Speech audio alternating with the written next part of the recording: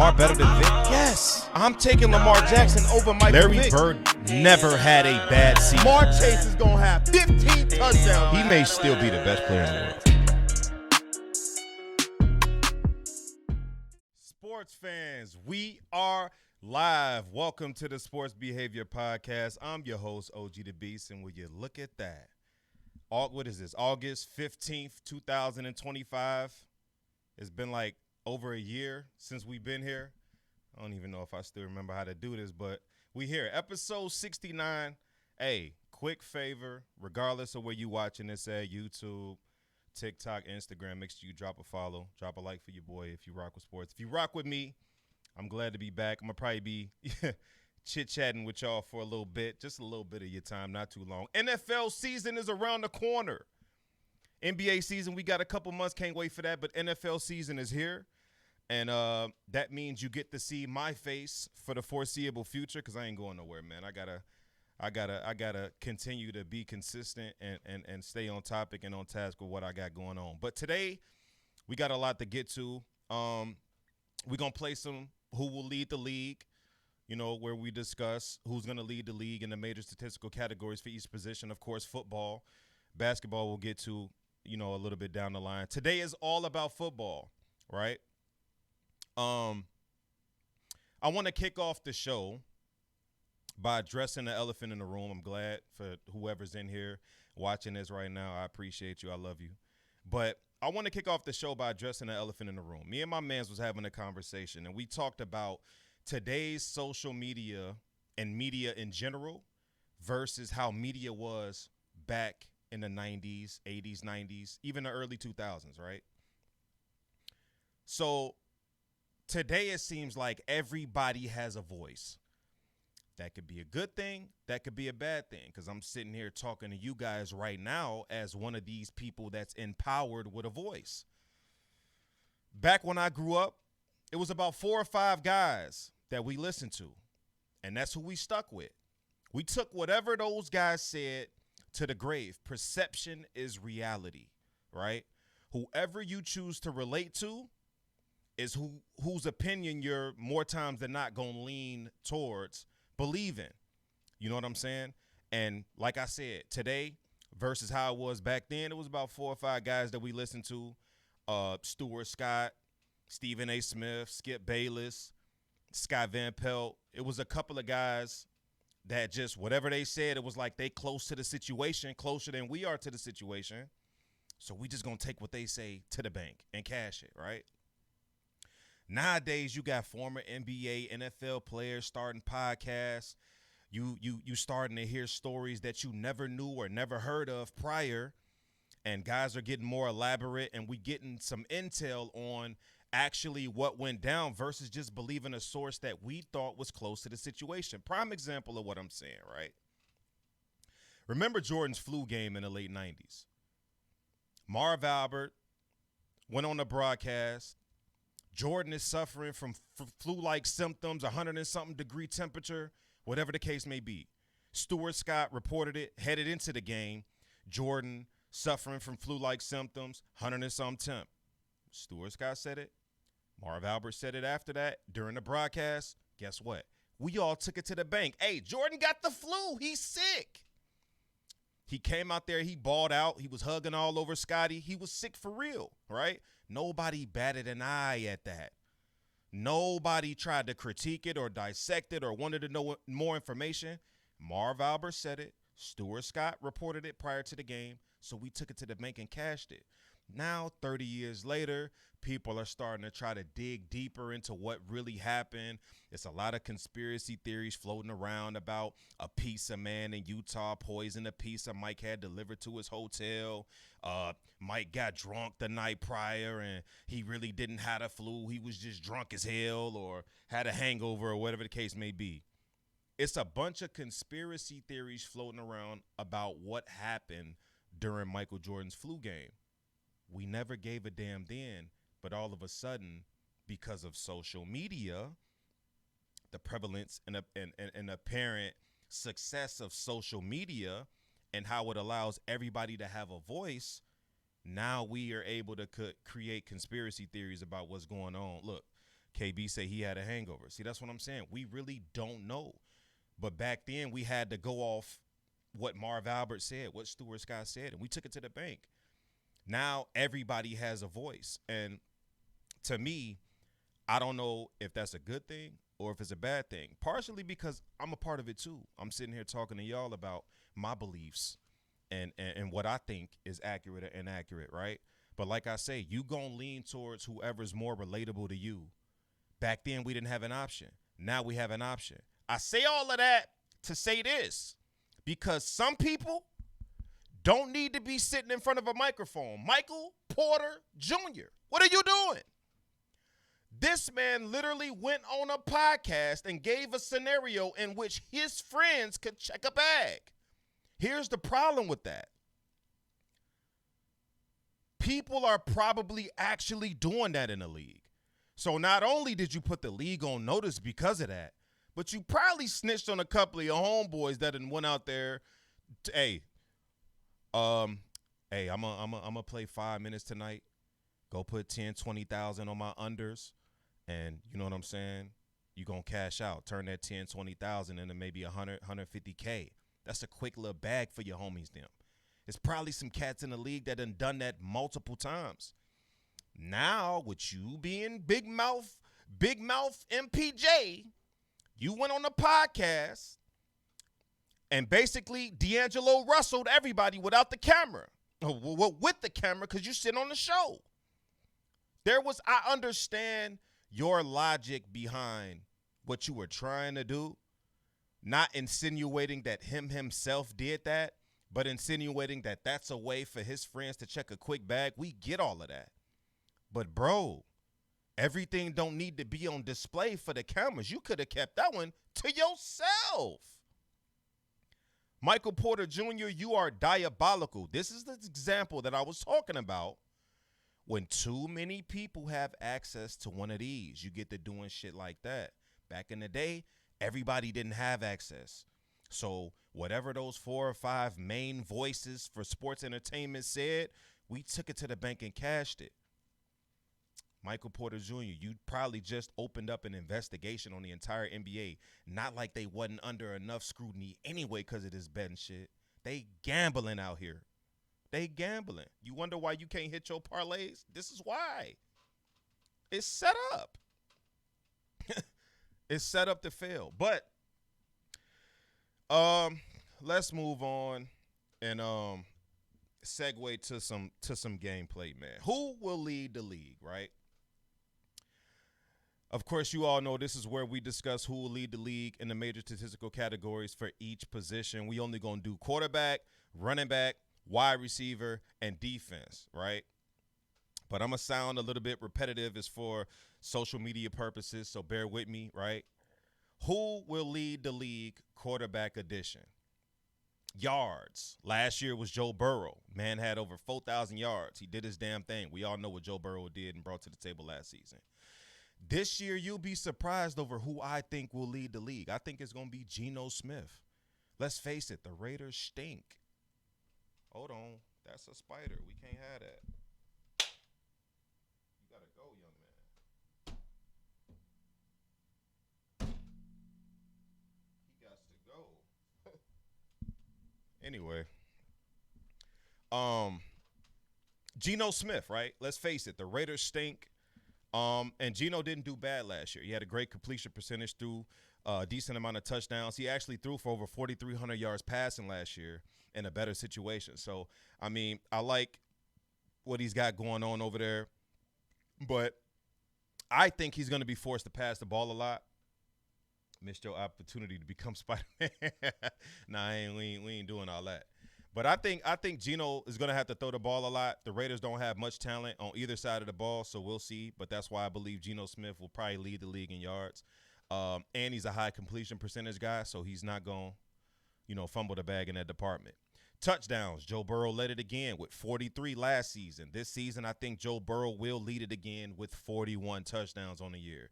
Listen, Jamar Chase, T. Higgins is healthy. Hopefully these guys can stay healthy, and if they do, Joe Burrow is he's gonna put up stats. What's understood don't need to be explained. That's something we ain't got to worry about with Joe Burrow. We got some more to talk about when it comes to this quarterback later on in the show. But one thing we don't got to worry about is he gonna put up some numbers.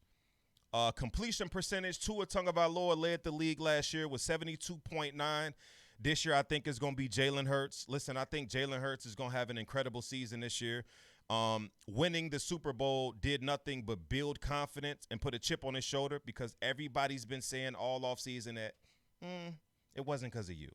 So I think he's going to show improve this season, and he's going to push the ball down the field. He passed the ball an all-time low last season. He only had a little over close to 400 attempts. So let that sink in. Saquon Barkley had like 350 attempts last year. So Saquon Barkley nearly had as many rushing attempts as Jalen Hurts had passing attempts last year. That's why his stats didn't back up truly how great of a quarterback he really is. But I think Jalen Hurts next season could lead the league with around 71% completion percentage. He doesn't make too many mistakes, doesn't take too many chances. Saquon is going to garner a lot of attention in that offense again this season. But I think Jalen Hurts is going to take more advantage of that. Interceptions. Baker Mayfield split it with Kirk Cousins last year with 16 interceptions. Baker was pretty stellar in every other category last year. He did turn the ball over a lot. They passed a lot over there. But I think this year, Jared Goff will lead the league in interceptions with about 17. Listen. Jared Goff is a solid quarterback. I really think Jared Goff is a solid quarterback. I rock with Jared Goff, right? But the Lions lost a lot in the offseason, and one of the big things that they lost is their offensive coordinator. He went to the Bears to become the head coach, who I think has the potential to turn that franchise around. And the new offensive coordinator went on an interview and stated he wants to push the ball down the field more. Not saying that Jared Goff can't do that, but I just got a gut feeling about the Lions this year, and I don't think they're going to be what everybody thinks they're going to be. Moving on, who will lead the league? This is a segment in which I discuss who's going to lead the league in the major statistical categories for the position. Running back edition, right? Yards. Saquon Barkley. We all know he led the league in yards last season with 2,005. Shout out to my running bike, Saquon Barkley. Over 2,000 yards, became like the 8th or 9th running back to do so. This season, I think it's going to be Bijan Robinson. Not saying Bijan or Bijan, however you say his name, is going to rush for 2 racks or nothing like that. But I do think the Atlanta Falcons are going to lean heavy on him. Last season, he had over 300 carries. He was a true dominant workhorse running back. They have a great offensive line that loves to run the offense through him. Tyler Algier will not be a problem. We saw that last season. They got a new quarterback. You want to call him a rookie? We can call him a rookie, and Michael Penix.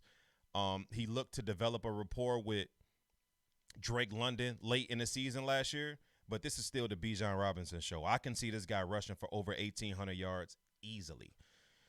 Touchdowns. Jahmyr Gibbs had 20 total touchdowns rushing and receiving last year. That was enough to lead the league. This year, I think it's going to be Josh Jacobs. To me, opportunity trumps skill. Am I saying Josh Jacobs is the best running back in the league? Absolutely not. But I think he will have a lot of opportunities near the goal line this year. And let's face it, he's really got no competition. He's the true workhorse. He will get over 300 carries next season or this season. And they definitely need him to be productive in order to do what they plan to do over there in Green Bay. Catches. Devon Achane led the league last year with 78 catches out of the backfield. Guess who's healthy this season? Yeah, the catch merchant. CMC. Christian McCaffrey. He's healthy and he looks good in training camp. I'm taking CMC to lead the league in catches with 90 plus.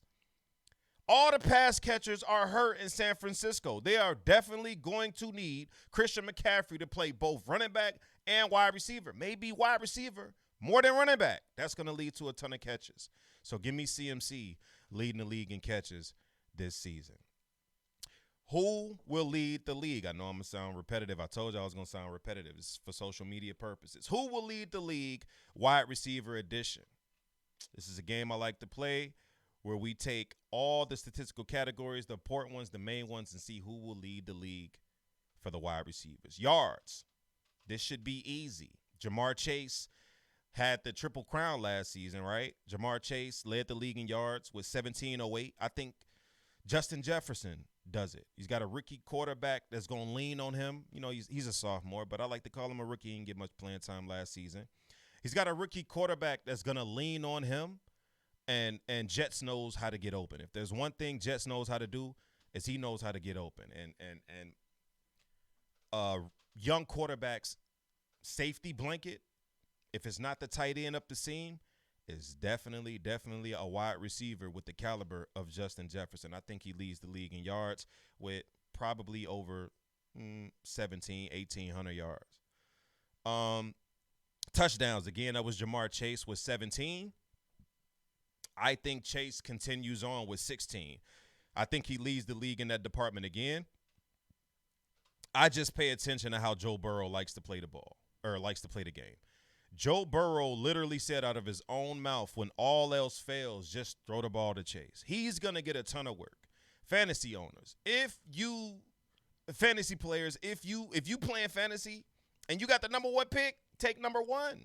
He's number 1 for a reason. If you got the number 1 pick, take number 1. He's going to do wonders. Probably won't win a triple crown again. That's probably not going to happen.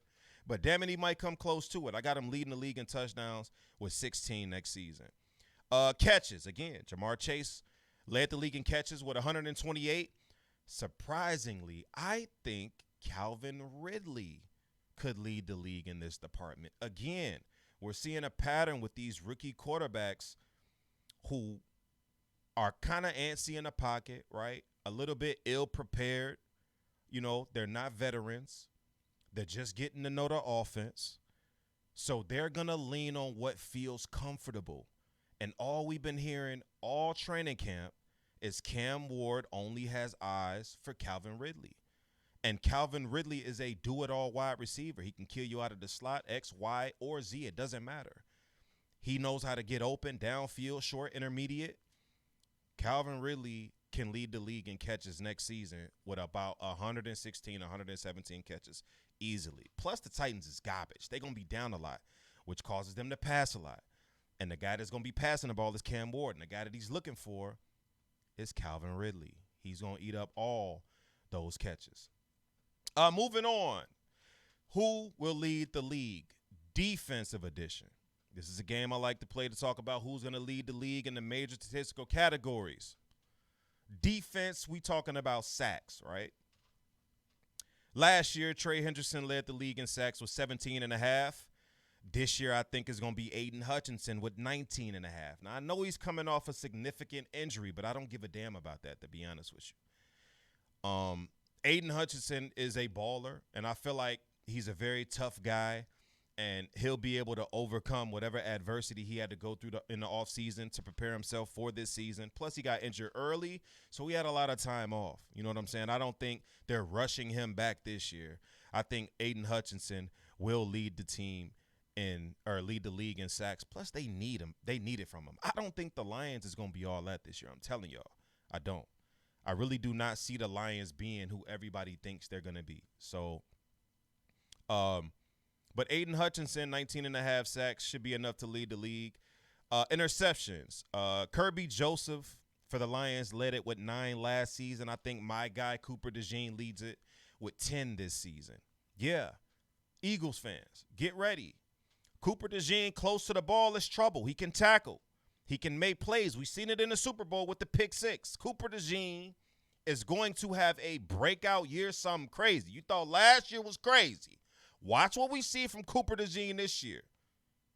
He's going to be closer to the ball, in range of any tip passes. He's going to reap the benefits of all of that. And plus, the Philadelphia Eagles this year are going to need him to be special in order for us to do what we really want to do. We lost a lot of pieces on the defensive side of the ball, so Cooper DeJean is definitely going to have to step up. I have him leading the league in interceptions with 10. Tackles. Last year, it was Zaire Franklin of the Indianapolis Colts with 173 tackles. Shout out to him. He did his thing last year. This year, I got Patrick Queen with 195 tackles. this season. Listen, I think teams are going to want to run the ball against the Steelers more than they're going to want to pass it. This Pittsburgh Steelers defense will be a top 5 defensive unit this season.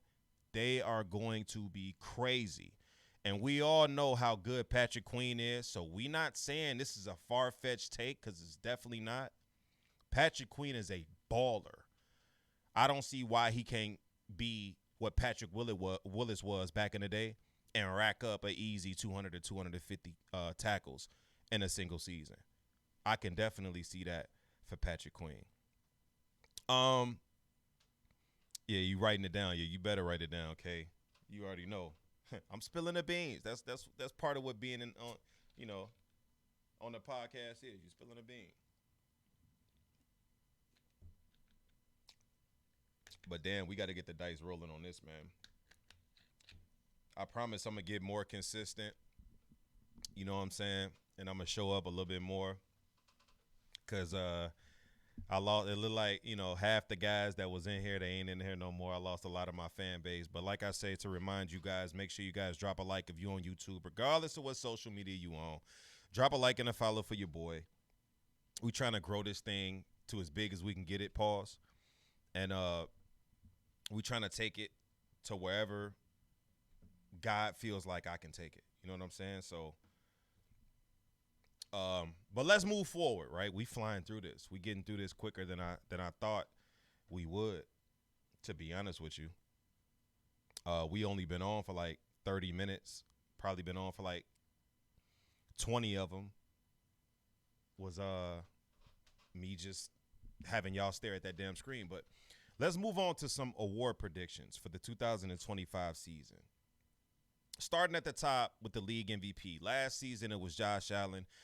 Although he had an incredible season, I feel like Lamar Jackson definitely got snubbed. He deserved to win the MVP last season, which is why I got him winning it this year. Maybe it was voters' fatigue, because there's literally no reason why Josh Allen should have won the MVP last season over Lamar Jackson. The only thing I can think of is voters' fatigue.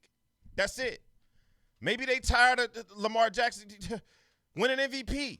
He's a regular season god. Now, playoffs, that's a different story, but we just talking about regular season. MVP last year was Josh Allen. This year, I think it's going to be Lamar Jackson. He's going to have a hell of a season. Offensive Player of the Year. Last year, it was Saquon Barkley, of course.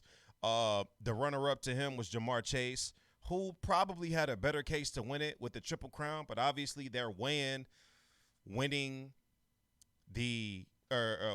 not only the scoring title or the rushing title, but rushing for over 2 racks, becoming like the 8th or the 9th running back to do so. And I think, to be honest with you, less players have won the Triple Crown as a wide receiver than running backs have rushed for 2,000 yards. I personally think Jamar Chase should have got it. Y'all let me know down in the comments what y'all think. But Saquon won Offensive Player of the Year last year. I think this year is going to be Baker Mayfield. They added a rookie who seems to is going to take over this Chris Godwin role out of the slot.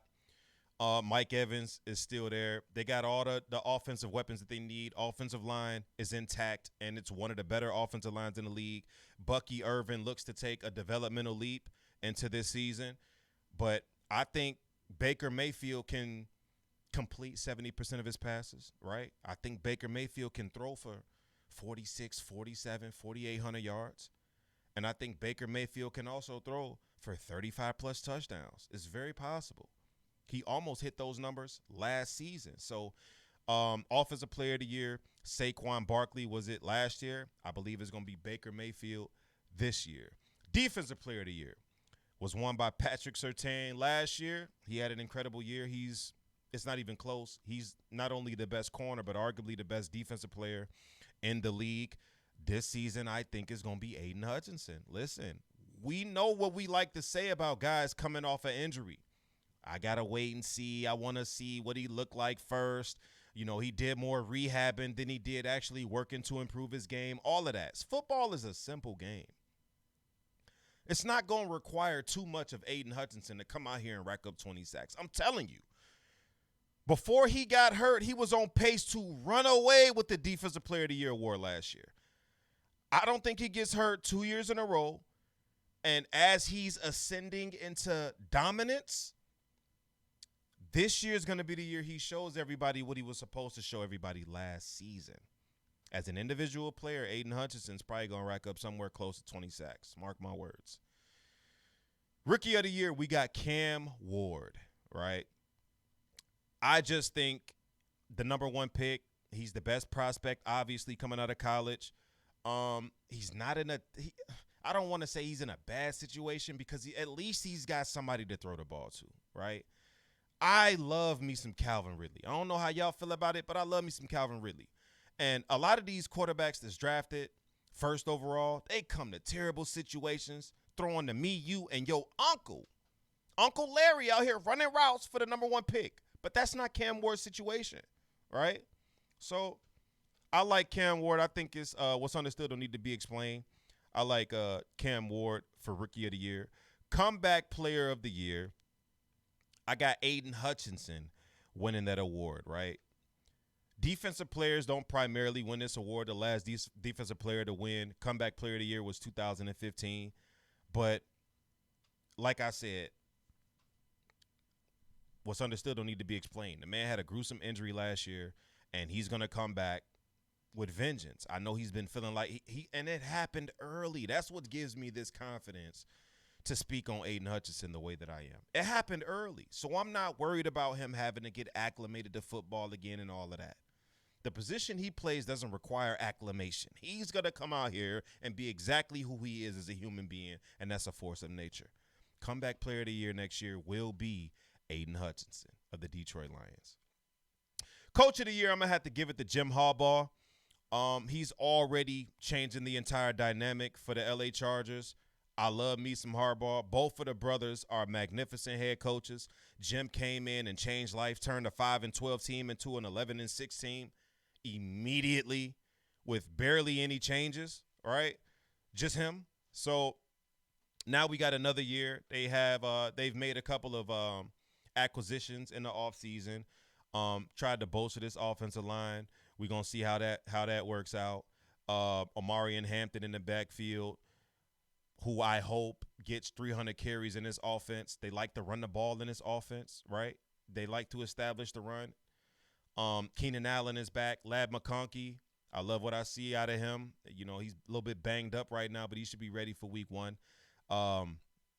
So I could see LA Chargers in a tough division. They do have a tough division. They do got a tough-ass division. But I could see them winning 11 or 12 games this season, if not what they did last year, a little bit better than what they did last year. So those are my award predictions. Lamar Jackson for MVP, Offensive Player of the Year, Baker Mayfield, Defensive Player of the Year, Aiden Hutchinson, Rookie of the Year, Cam Ward, Comeback Player of the Year, Aiden Hutchinson, Coach of the Year, Jim Harbaugh. I got Aiden Hutchinson winning 2 of those awards, right? I ain't mad at that.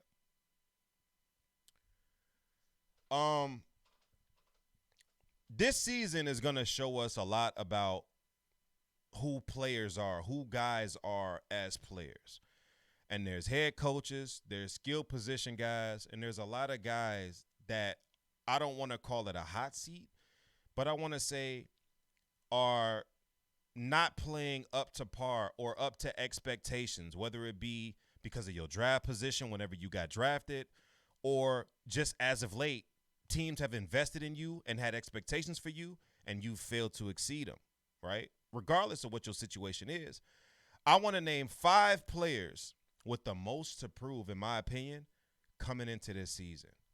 No specific order. It doesn't matter because I feel like all of these guys got something to prove. 1, Joe Burrow. Joe Burrow is a big old candy bar. It's got no nutritional value, but it tastes good. It looks good in the wrapper. When you take it out of the wrapper, when you enjoying the candy bar, you love to enjoy the candy bar. But at the end of the day, when it's gone, what did it do for you? Absolutely nothing health-wise. That's been Joe Burrow over the course of the last 3 seasons. Missed the playoffs 3 consecutive seasons. That's unacceptable for a quarterback of his caliber. Everybody likes to talk about Jalen Hurts and all of these other guys. Let's talk about these playoffs or lack thereof in Joe Burrow's situation. I'm not saying Burrow's on a hot seat. He ain't going nowhere. But to me, in my opinion, if we want to keep ranking Joe Burrow as a top 3, top 4 quarterback, I need to see this guy at bare minimum be good enough to take your team to the playoffs. Because you might have led the league in attempts, completions, yards, and touchdowns last year. You didn't lead the league in getting to the playoffs. I would rather you throw for 1,000 less yards and 10 less touchdowns and your team makes the playoffs than you giving us all these empty calories. It's just as simple as that, Joe Burrow. Tom Brady said it best. Yeah, you coming out here throwing 40 touchdowns, doing whatever you want to do, but what are you doing to make sure your teammates are elevated to the next level, to the maximum potential? That's a leadership quality that not everybody possesses, and I need to see it from Joe Burrow. And I love Joe Burrow, but I need to see it. Number 2, Tua Tagovailoa. Now, it's been very unfortunate for Tua over the last few seasons with injuries. I feel like Tua can play, right? And he's been slighted in a way, but who am I to dictate why, when, or where? Just make it happen. Tua, you were hurt. Your health is a factor. You try to act like it's not, but it really is. We see what's going on out here. So I need you to prove that you can stay healthy, get the ball to Tyreek Hill and Waddle, let Achane do the running and receiving out of the backfield, and get your team some victories. The best ability is availability. And Tua, yours has been non-existent over the past few seasons. I need you to do better, brother. Stay healthy. I'm not saying it's your fault because it's the NFL and things happen, but hey, just because your situation is unfortunate or not at the hands of yourself doesn't mean it's not a situation that needs attention. So Tua Tagovailoa is second. 3, this one might be a bit of a hot take. My man KB told me, hey, OG, this one might be a little bit of a hot take, brother. I don't know if you should say this, but I'm going to say it anyway. Number 3 is Caleb Williams. Listen, I live in Chicago. There are a lot of Bears fans scratching their heads saying, man, listen, did we take the wrong guy?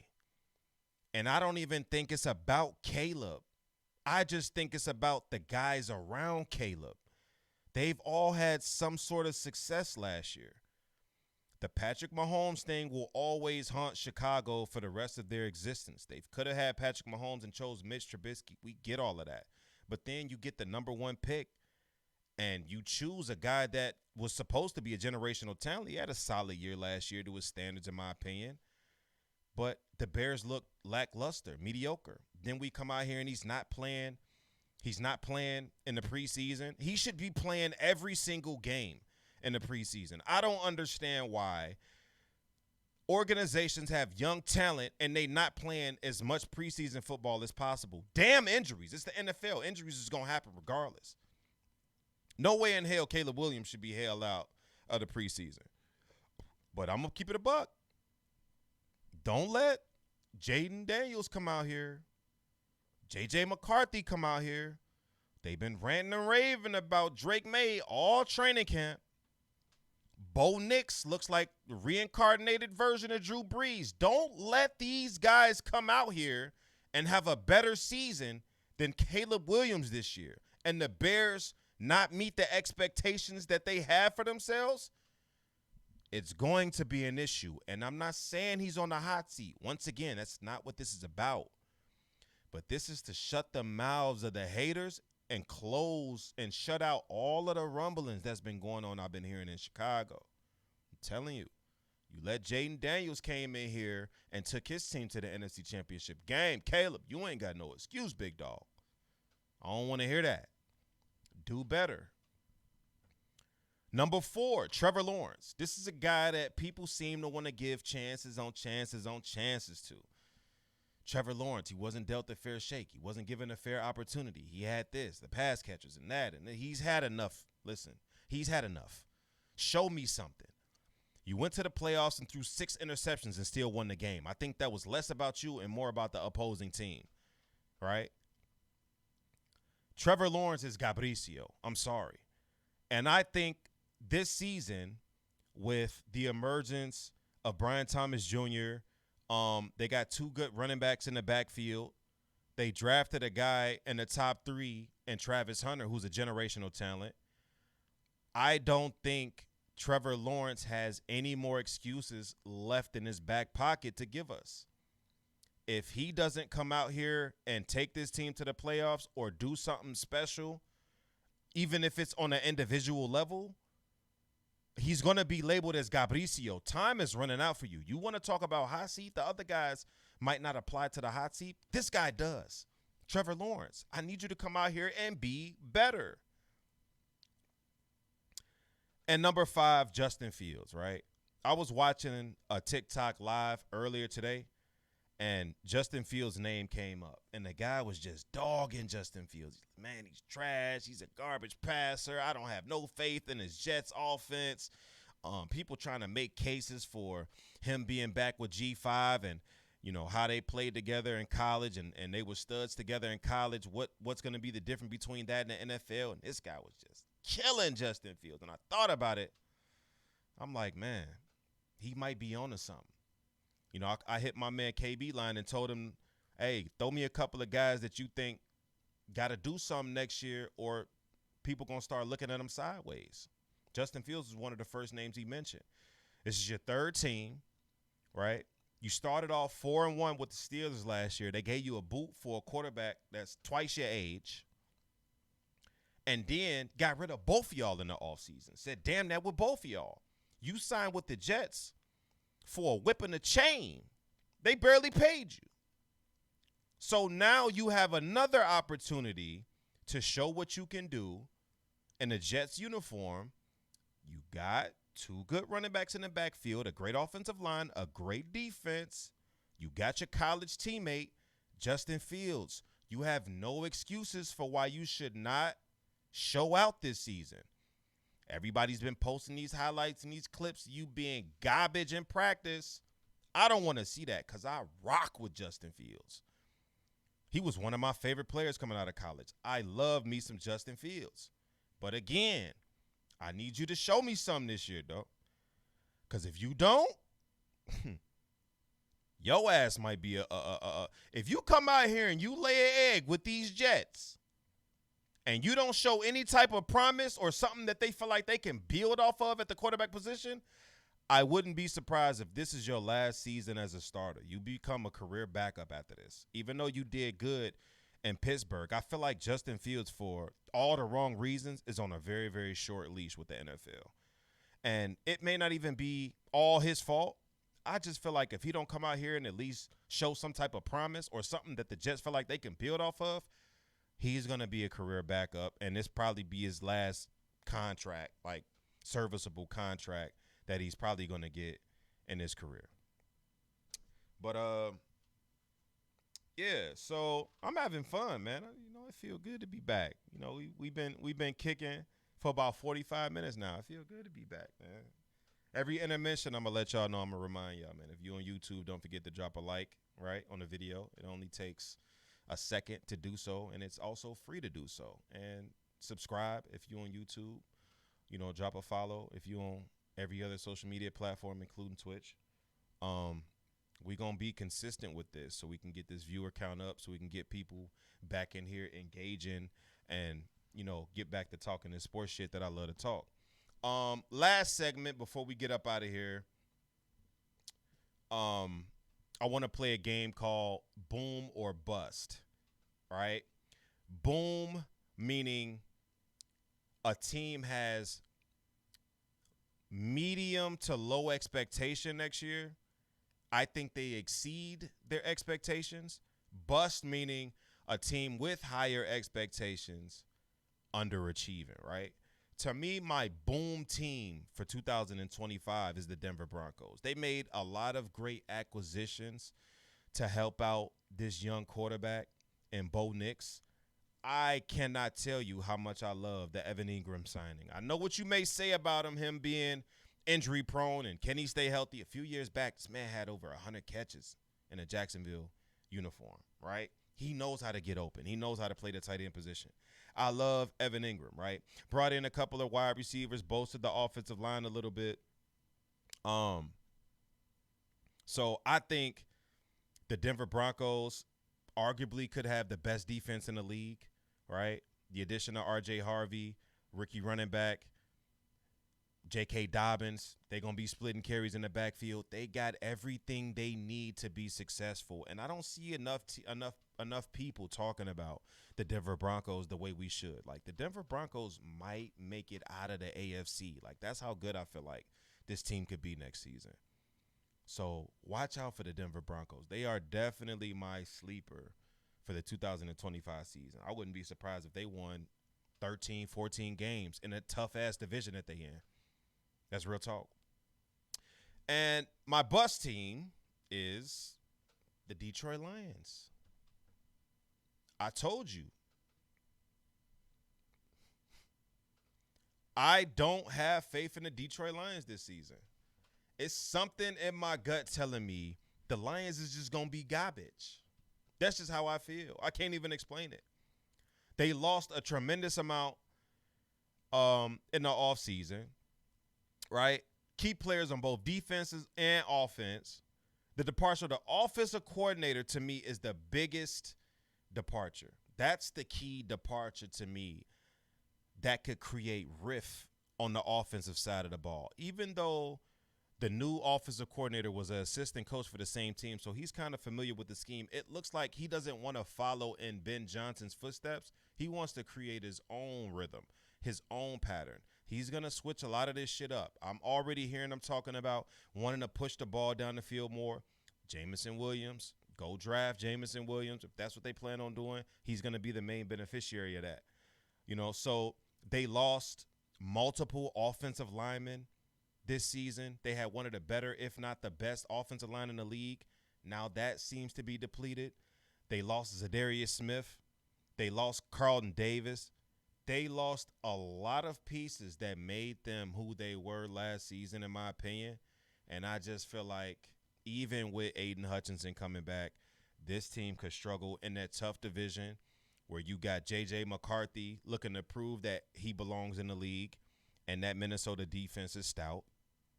The Chicago Bears, which is the beneficiary of the losses from the Detroit Lions, right? Their head coach is Ben Johnson. They got all the requisite pieces that they feel like they need to be successful coming out of that division, right? The Green Bay Packers, young and up and coming, drafted a new wide receiver, a new toy for Jordan Love. They also have a solid offensive line, great running game. That division is tough, and I could see Detroit missing the playoffs next season because of that. So, yeah. But that's all I got. That's all I got for y'all, man. We going to wrap this up. Like I say, this is on me. I got to be more consistent, but we back. First day back. I still got to get back in my rhythm of doing this because I done damn near forgot how to do this. You know, I forgot how to it's trust me, it's science that goes into this shit. But I appreciate everybody who showed up, man. And yeah, we doing this shit every Friday until the NFL season starts. Then it's gonna be every Tuesday. And then Tuesdays and Fridays when the NBA season starts. So yeah, from here until the NFL season starts, it's every Friday. Then when the season starts, it's going to be every Tuesday. I appreciate every single one of you guys that watch this show. My name is OG the Beast, and I'm out.